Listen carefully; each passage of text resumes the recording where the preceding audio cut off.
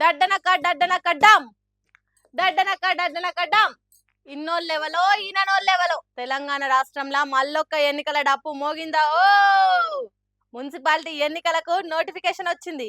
ఇక ఇప్పటి నుంచి కొత్త కొత్త మర్యాదలు షురువు అవుతాయి. ఇన్ని రోజులు మాట్లాడని మనిషి కూడా మామ, కాక, అత్త, అక్క అని వరుసలు కలిపి పిలుస్తారు.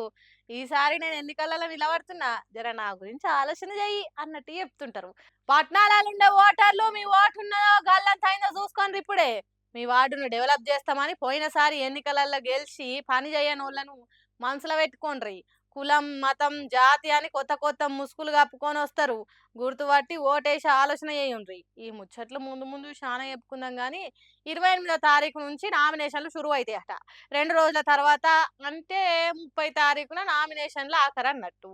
తర్వాత విత్డ్రా చేసుకున్నాడు, ఫైనల్ లిస్ట్ తయారు చేసుడు, పోటీ చేసేదానికి అవకాశం లేని వాళ్ళను ఏరేసుడు, ఎన్నికల ప్రచారాలు చేసుడు ధూమ్ధామ్గా నడుస్తుంది.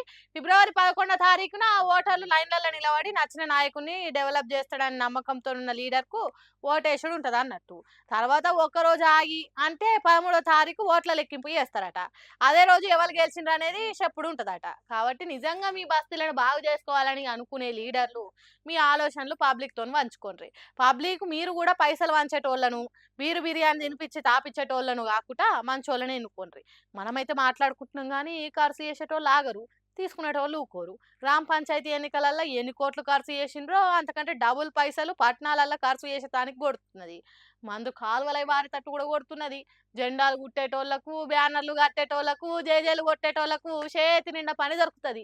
మరి చూడాలి ఏ పార్టీ పట్నం ఎన్నికలలో ఎక్కువ సీట్లు గెలుస్తుంది, ఏ పార్టీ వెనకబడి పోతుంది అనేది 13వ తారీఖున తెలుస్తుంది.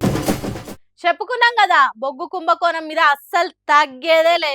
ఎట్లయితే గట్లాయే అన్నట్టు పట్టుబట్టి ముందటికి పోతున్నది బీఆర్ఎస్ పార్టీ. హాగో అన్నట్టే మాజీ మంత్రులు హరీష్ రావు, కేటీఆర్లు కారెక్కి గవర్నర్ జిష్ణుదేవ్ వర్మను కలిసేదానికి పోయినరు. కాంగ్రెస్ పార్టీ సింగరేణిని ఏ తిరగ జింపుకొని పంచుకునే పనులు చేస్తున్నదో వివరించి ఇప్పి చెప్తారట. ఏదో 1-2 రోజులు మాట్లాడి ఊకునుడు కాదు, ఈ కుంభకోణం మీద వదిలిపెట్టే ప్రసక్తే లేదన్నట్టు చెప్పినట్టే గవర్నర్ చెంతకు చేరుకున్నారు. అవినీతి ఎట్లా జరిగింది, ఏ పద్ధతి ప్రకారం ఎసొంటి పథకాలు అన్నీ సింగరేణి సిరులను దోసుకునే కుట్రలు చేసిండ్రు అనేది కాగితాలు కలపలు పట్టుకొని పోయినరు. అవుపిచ్చే కంకణానికి అద్దం ఎందుకు, ఇగో గిది గుర్రం, గిది మైదానం, గీ తిరిగా అవినీతి జరిగిందని చెప్పేటానికి మొత్తం సాక్ష్యాలు ఇస్తారట గవర్నర్ సార్కు.